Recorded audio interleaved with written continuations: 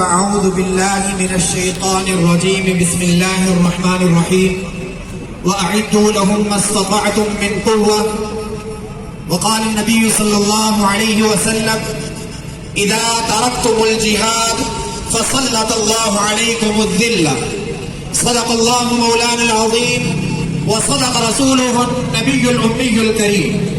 انتہائی واجب الاحترام حضرات علماء کرام، تاجر برادری کے تمام اراکین اور مختلف یونین کے جتنے بھی عہدیداران یہاں پر موجود ہیں، سب سے پہلے میں ان سب کا تہہ دل سے شکریہ ادا کرتا ہوں کہ اس مختصر سے نوٹس پر آپ سب اپنا قیمتی وقت لے کر یہاں تشریف لائے ہیں. اللہ تبارک و تعالیٰ آپ کے اس آنے کو آزادی کشمیر کے لیے ایک ذریعہ کے طور پر قبول فرما لے. اس کے بعد اس سے پہلے جتنے بھی مقررین گزرے ہیں، سب نے احسن انداز میں آزادی کشمیر کے حوالے سے گفتگو فرمائی ہے. کشمیر کو پاکستان کی شہرت قرار دیا گیا ہے اور یہ قرار دینے والا کوئی عام مسجد کا امام و خطیب، کسی تاجر برادری کا رہنما نہیں، بلکہ ملک پاکستان کا بانی و مبانی قائد اعظم تھا.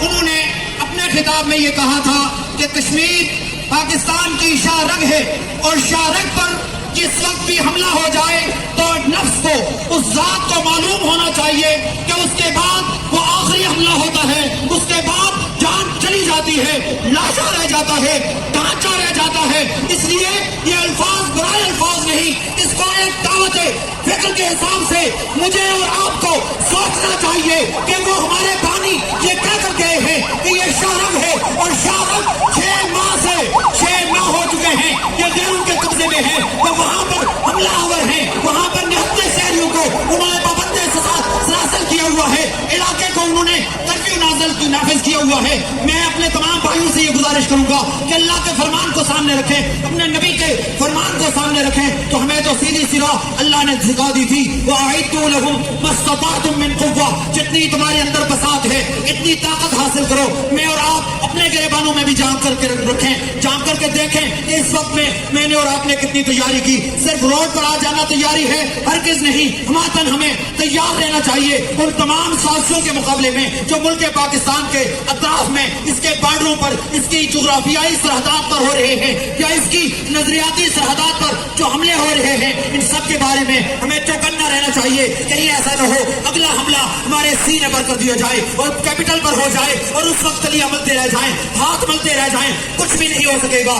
اعدوا لهم ما استطعتم من قوة، آپ کو اللہ تبارک و تعالیٰ نے آج سے 1400 سال پہلے یہ اعلان جاری کر دیا تھا. تمہیں تو طاقت حاصل کرنی چاہیے. پیغمبر اکرم صلی اللہ علیہ وسلم جو رحمت للعالمین ہیں، انہوں نے اپنی زبان سے، اپنے خلق عظیم والی زبان سے، اپنے کریکٹر سے بتلا دیا تھا، اذا ترکتم الجہاد فسلط اللہ علیکم الذلہ، جب تم جہاد کو چھوڑ دو گے، میری امت جب جہاد کو چھوڑ دے گی ذلت مسلط ہو جائے گی.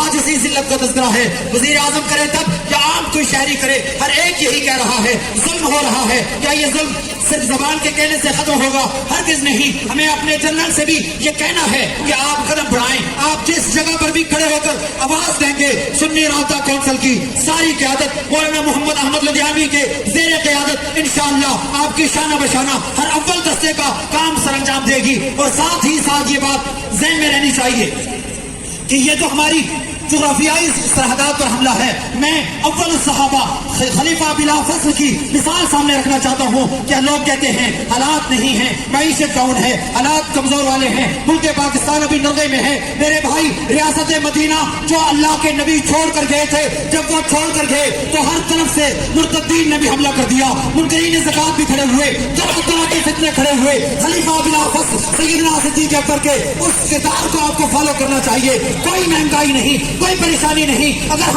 ہمیں یہاں پر کھاتے پیتے پریشانی لگ رہی ہے تو 6 ماہ سے محصورین کے بارے میں ایک دفعہ سوچو.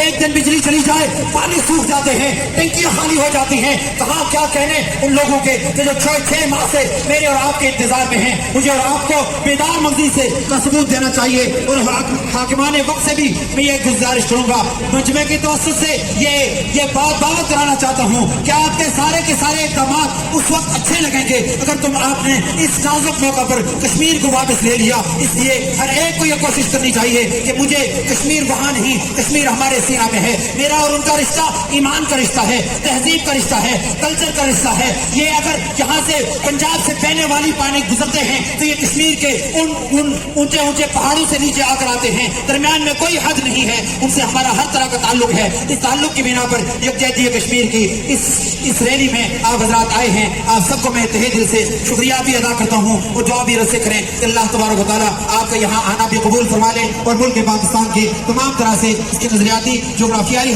سرحدات کی حفاظت فرما لے. وآخر دعوانا الحمدللہ رب العالمین.